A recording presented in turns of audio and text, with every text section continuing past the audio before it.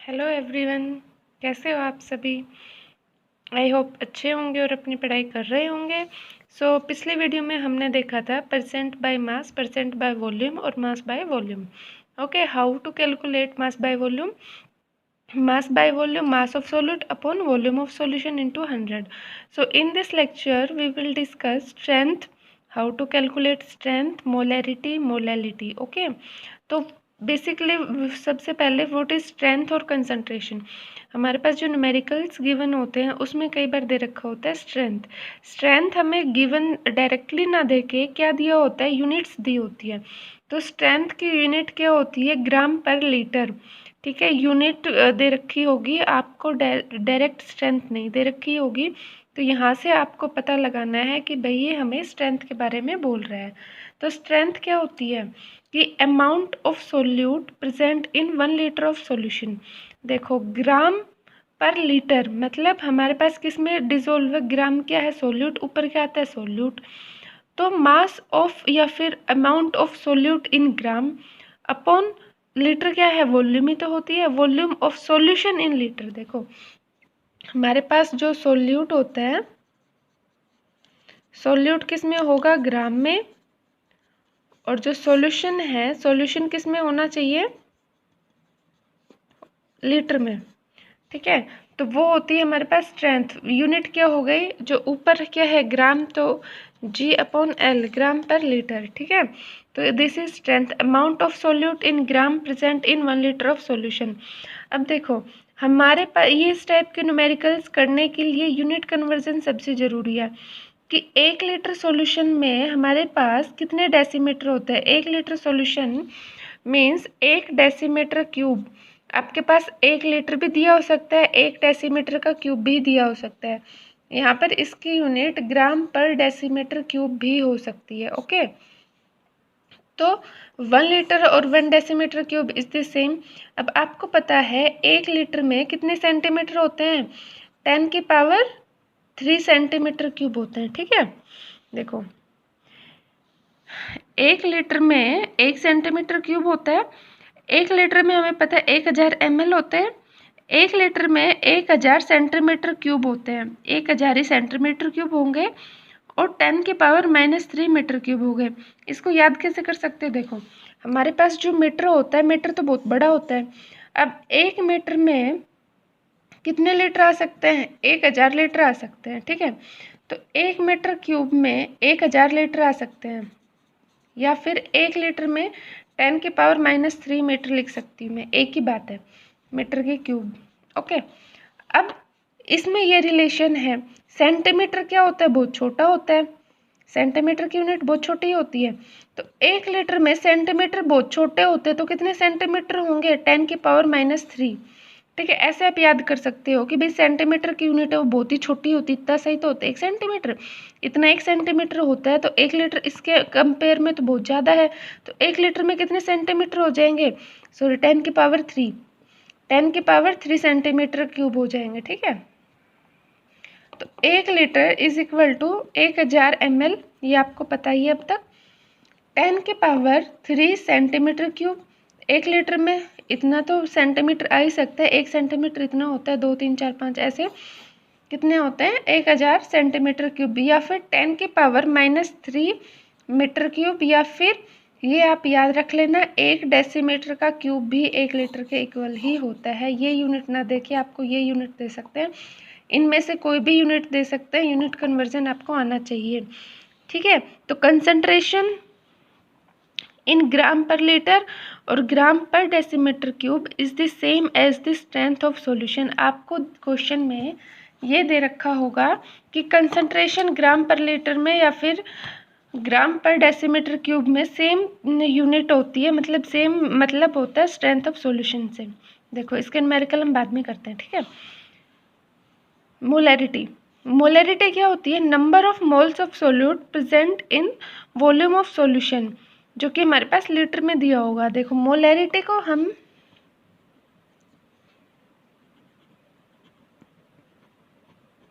Molarity number of moles, अब की बार क्या हो गया, number of moles upon volume of solution, solution ही चला आ रहा है मेरे पास। वॉल्यूम ऑफ सॉल्यूशन किस में होना चाहिए, लीटर में होना चाहिए, और नंबर ऑफ मोल्स किसके होंगे, सोल्यूट के। अब कई बार हमारे पास नंबर ऑफ मोल्स ना दे के क्या दे रखा होता है, मास दे रखा होता है। ठीक है, हमें दे रखा है 15 ग्राम जो NaCl है वो पानी में डिजोल्व कर रखा है इसने। 15 ग्राम NaCl मान लो 500 ग्राम वाटर में डिजोल्व किया हुआ है, 500 ml। इसकी हमारे पास क्या पूछी हुई है, मोलरिटी पूछी हुई है। तो देखो, इसकी मोलरिटी निकालने के लिए सबसे पहले हमारे पास मोलरिटी का एक ही फॉर्मूला है। हमें कोई भी मोलरिटी निकालने के लिए नंबर ऑफ मोल्स तो फाइंड करने ही होंगे, चाहे हमें कुछ भी दे रखा हो। जैसे कि हमें मास दे रखा है, अब हमें पता है नंबर ऑफ मोल्स होते हैं, नंबर ऑफ मोल्स क्या होते हैं, mass of solute. Number of moles अगर हम सोल्यूट की बात कर रहे हैं तो क्या हो जाएगा, मास of solute upon molecular mass, molar mass या मोलिक्यूलर मास ऑफ सोल्यूट। अब देखो, जिससे कि हमारे पास ये दे रखा है, इसके हमें नंबर ऑफ मोल्स निकालने हैं। तो नंबर ऑफ मोल्स निकालने के लिए मास ऑफ सोल्यूट कितना दे रखे हैं हमारे पास, 15 ग्राम दे रखा है। ठीक है, अपॉन मोलिकुलर मास कितना होगा, मोलिकुलर मास निकालने के लिए आपको इनका मोलिकुलर मास याद होना चाहिए। जैसे सोडियम है, इसका एटॉमिक मास कितना है, सोडियम का एटॉमिक मास होता है 23। ठीक है, क्लोरीन का होता है 35.5। ठीक है, 58.5। तो ये आपके पास क्या हो गया, ये हो गया नंबर ऑफ मोल्स। अब नंबर ऑफ मोल्स को आप यहाँ पर रखोगे। Volume of solution in litre आपको कितना दिया है, 500 ml दिया हुआ, लीटर नहीं दिया हुआ। तो ml को लीटर में कन्वर्ट करने के लिए क्या करोगे, अगर ml दे रखा है तो हमारे पास जो फॉर्मूला है उसको किससे मल्टीप्लाई कर दोगे, ऊपर 1000 से मल्टीप्लाई कर दोगे। ठीक है, तो हमारे पास फॉर्मूला क्या बन जाता है, मोलरिटी का number of moles of solute upon volume of solution in litre. अगर हमारे पास ml दे रखा है, अगर ml दे रखा है तो हम यहाँ पर किससे मल्टीप्लाई कर देंगे, 1000 से मल्टीप्लाई कर देंगे। अब मोल्स निकालने के लिए हमारे पास क्या होता है, mass of solute upon molecular mass of solute. अब देखो, हमें कई बार हो सकता है कि स्ट्रेंथ गिवन हो। ठीक है, स्ट्रेंथ से हमें क्या निकालना हो, मोलरिटी फाइंड करनी हो। देखो, मोलरिटी हमारे पास क्या थी, मोलरिटी थी number of moles of solute, ठीक है, upon molecular mass of solute. अब number of moles of solute upon molecular mass of solute, molecular mass of solute था। अब आपको पता है कि मोलरिटी क्या होती है, सॉरी यहाँ पर था volume of solution in litre,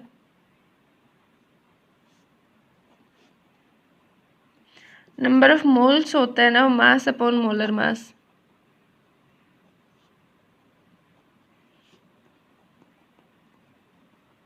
into volume. ठीक है, अब आपको पता है मास अपॉन वॉल्यूम, ये क्या दे रखा है, स्ट्रेंथ।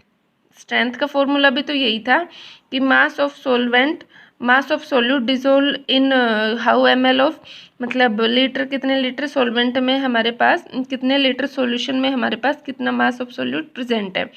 तो ये हमारे पास हो गए स्ट्रेंथ। तो स्ट्रेंथ अपॉन मोलिकुलर, ये चीज़ हमारे पास बन गई है स्ट्रेंथ। अपॉन में क्या बच गया, मोलर मास।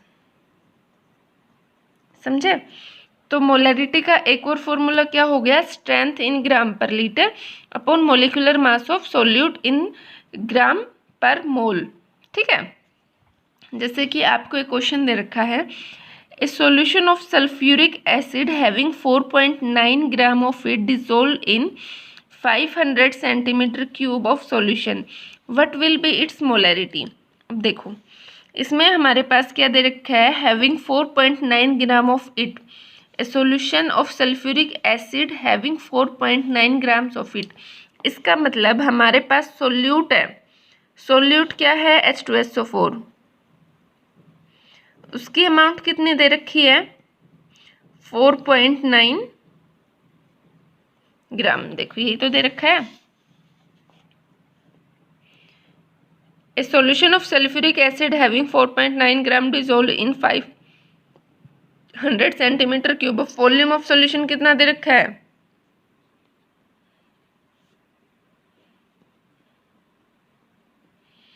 500 centimetre cube. ठीक है, मोलैरिटी हमें फाइंड करनी है। अब मोलैरिटी क्या होती है? Number of moles upon volume of solution in litre. ठीक है, नंबर ऑफ मोल्स तो हमारे पास नहीं दे रखा, हमारे पास कितना दे रखा है? ग्राम दे रखा है, तो मास दे रखा है। ठीक है, अब मास दे रखा है, नंबर ऑफ मोल्स क्या होते हैं? Mass of solute upon molar mass into volume. Mass 4.9 है। मोलिकुलर मास सल्फ्यूरिक एसिड का कितना हो जाएगा? देखो हाइड्रोजन का 2 होता है, सल्फर का कितना होता है? 32। ठीक है, ऑक्सीजन का 1 का 16 होता है, 4 का कितना हो गया? 64। 4 और 2 6 और 2 8, 98 हो गया। तो मोलिकुलर मास कितना हो गया यहाँ पर? 98। वॉल्यूम ऑफ सॉल्यूशन दे रखा है 500 सेंटीमीटर क्यूब। अगर सेंटीमीटर क्यूब है उसको हमारे लीटर में बनाना है तो कितना आ जाएगा? ऊपर हम किससे मल्टीप्लाई कर देंगे? 1000 से। तो इससे ये कट गया,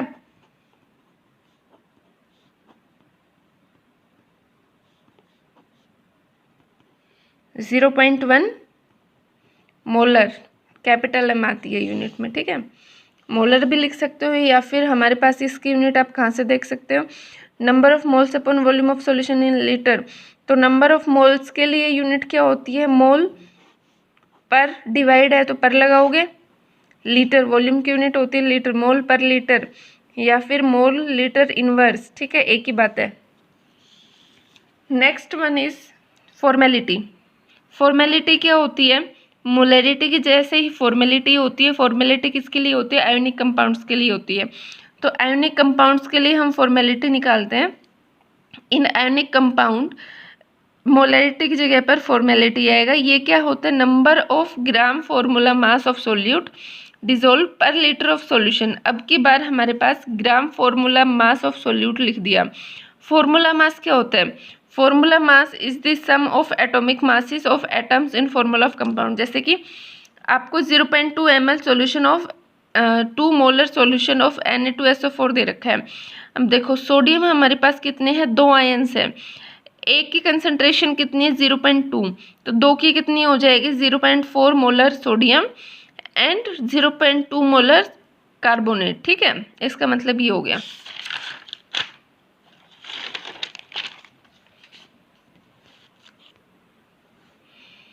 now next is normality.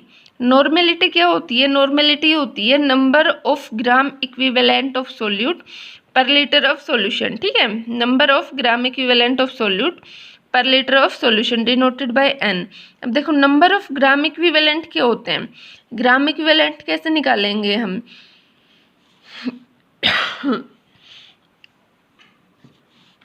Gram equivalent निकालने के लिए हमारे पास फॉर्मूला क्या होता है?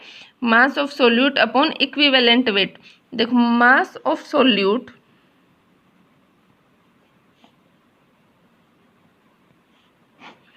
Upon molecular wait,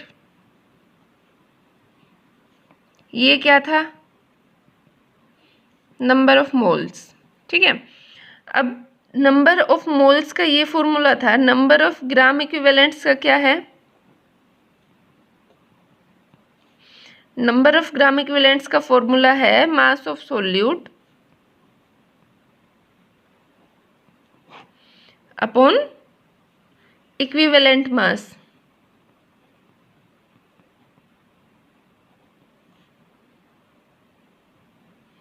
number of gram equivalent है mass of solute upon equivalent mass. ठीक है, तो नॉर्मेलिटी क्या हो गई? Number of gram equivalent. Gram equivalent क्या हो गया? Mass upon equivalent mass upon volume of solution in litre, तो सेम है। या फिर हमारे पास नॉर्मेलिटी का दूसरा फॉर्मूला क्या हो सकता है? Strength upon equivalent wait. Molarity का क्या था? Strength upon molecular wait. Normality में यही है कि मोलिकुलर वेट की जगह पर इक्विवेलेंट वेट आ जाता है हमारे पास। मोलैरिटी में हमें किस चीज़ से डिवाइड करते थे? मोलिकुलर वेट से। अब किससे कर रहे हैं? Equivalent weight. इक्विवेलेंट वेट क्या होता है हम ये देखते हैं। अब देखो इक्विवेलेंट वेट कैसे कैलकुलेट करेंगे हम। अगर हमारे पास इक्विवेलेंट वेट किसी भी एलिमेंट का दे रखा हो, मतलब आपको एक एलिमेंट की वैलेंसी पता होती है कितनी है, जैसे सोडियम की वैलेंसी 1 है, मैग्नीशियम की वैलेंसी 2 है, एल्यूमिनियम की वैलेंसी 3 है, ऐसे ही हर एक की कोई ना कोई वैलेंसी होती है। अगर हम एलिमेंट का इक्विवेलेंट वेट निकाल रहे हैं तो क्या करेंगे? एटॉमिक मास को उसकी वैलेंसी से डिवाइड कर देंगे। अगर हम इक्विवेलेंट वेट किसी भी एसिड का निकाल रहे हैं, एसिड का निकालने के लिए क्या करेंगे? हम उसको बेसिसिटी से डिवाइड करेंगे। एसिड की कितनी बेसिसिटी है, मतलब हमारे पास जैसे कि H2SO4 एक एसिड है। एसिड कौन सा है? H2SO4। कितने H पॉजिटिव दे सकता है? 2 H पॉजिटिव रिलीज कर सकता है। तो बेसिसिटी कितनी हुई? 2 हुई। तो हमें पता है कि H2SO4 का मॉलिक्यूलर वेट होता है 98, बेसिसिटी है 2, तो इक्विवेलेंट वेट कितना हो जाएगा? 49। इसी तरह है इक्विवेलेंट वेट बेस का निकालना हो तो क्या होगा? Molecular weight upon acidity of base. जैसे कि देखो अब हमारे पास बेस क्या हो सकता है?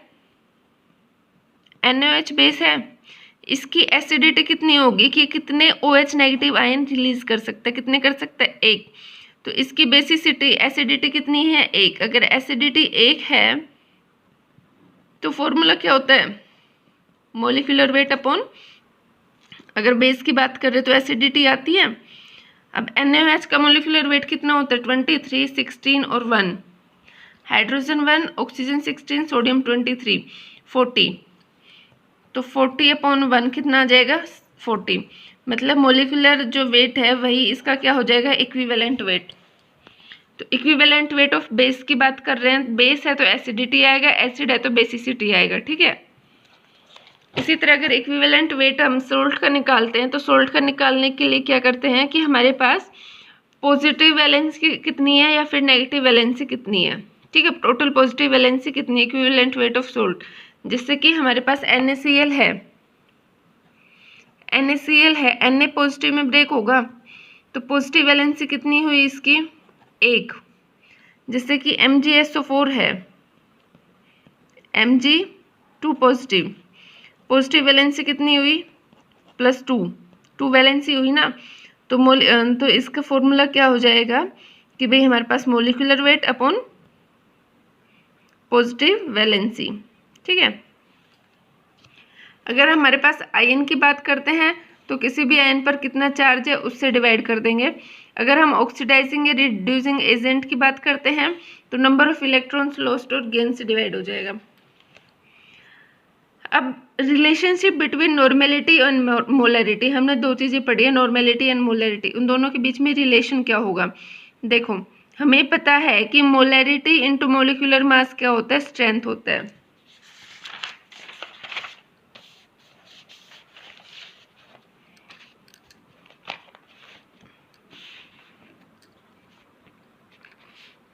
देखो मोलैरिटी का आपने फॉर्मूला पढ़ा था। मोलैरिटी का फॉर्मूला क्या था? स्ट्रेंथ अपॉन मोलिकुलर मास। अभी थोड़ी देर पहले देखा होगा, यही फॉर्मूला था, स्ट्रेंथ अपॉन मोलिकुलर मास था। इसी तरह नॉर्मेलिटी का फॉर्मूला क्या था? अब स्ट्रेंथ हमारे पास क्या हो जाएगी? जो मोलिकुलर मास है इसको मोलैरिटी से मल्टीप्लाई कर दूंगी, मोलैरिटी इंटू मोलिकुलर मास, ठीक है। इसी तरह नॉर्मेलिटी क्या थी? Strength upon equivalent wait, equivalent mass कितना था, तो उसमें स्ट्रेंथ क्या आ जाएगी हमारे पास? नॉर्मेलिटी इंटू इक्विवेलेंट वेट, ठीक है। अब दोनों स्ट्रेंथ है, इन दोनों को हम बराबर रख सकते हैं। अगर इन दोनों को बराबर रखेंगे तो हमारे पास क्या हो जाएगा? Molarity into molecular mass is equal to normality into equivalent mass, ठीक है। अब देखो नॉर्मेलिटी बाय मोलैरिटी क्या हो जाएगा? नॉर्मेलिटी बाय मोलैरिटी हो जाता है मोलिकुलर मास अपॉन इक्विवेलेंट मास, जो कि हमने सपोज कर लिया किसके इक्वल है? n के इक्वल है। अगर वो n के इक्वल है, n क्या हो सकता है? n आपने अभी जो देखा था कि भाई एसिडिटी या बेसिसिटी को डिनोट कर सकता है। अगर हम एसिड के लिए बात कर रहे हैं तो नॉर्मेलिटी क्या हो जाएगा, मोलिकुलर मोलैरिटी इंटू बेसिसिटी, और बेस के लिए देख रहे हैं तो नॉर्मेलिटी क्या हो जाएगा, मोलैरिटी इंटू एसिडिटी। जैसे कि नॉर्मेलिटी हमें निकालनी है H2SO4 की, तो H2SO4 की नॉर्मेलिटी क्या होगी, अब हमें पता है H2SO4 में 2H पॉजिटिव ये दे सकता है, इसकी बेसिसिटी 2 होती है। अगर बेसिसिटी 2 होगी तो हमारे पास नॉर्मेलिटी कितनी होगी, बेसिसिटी हो गई 2 और इंटू मोलैरिटी हमें क्वेश्चन में गिवन होगी। तो इस तरह से हम नॉर्मेलिटी और मोलैरिटी का डायरेक्ट रिलेशनशिप होता है। Okay, next is mole fraction, sorry molality. पहले मोलैलिटी डिस्कस कर लेते हैं। मोलैलिटी को स्मॉल m से रिप्रेजेंट करते हैं, मोलैरिटी को कैपिटल M से, मोलैरिटी को कैपिटल M, मोलैलिटी को स्मॉल m। इसमें क्या होता है, उसमें हम बात कर रहे थे कि जो हमारे पास number of moles of solute था वो किस में था, वॉल्यूम ऑफ सॉल्यूशन में डिसोल्व था। ठीक है, मोलैलिटी में क्या होगा, वॉल्यूम ऑफ सॉल्यूशन नहीं आएगा, इसमें क्या आ जाएगा हमारे पास, मास ऑफ सोलवेंट। मतलब मोलैलिटी क्या हो जाएगा, number of moles of solute upon mass of solvent in KG. ठीक है, किलोग्राम में रिप्रेजेंट करना है हमें। अगर गिवन दे रखा है ग्राम तो उसको किससे कर देंगे, 1000 से मल्टीप्लाई कर देंगे। Okay, so parts per million and mole fraction we will discuss in next lecture, and after that molarity and molality में relation है। ओके, फिर उसके बाद ये वाला कंसेप्ट क्लियर हो जाएगा, कंप्लीट हो जाएगा, उसके बाद न्यूमेरिकल्स देखते हैं। ठीक है, okay, thank you for watching. अगर कोई भी दिक्कत हो तो आप पूछ सकते हैं कमेंट सेक्शन में। Thank you.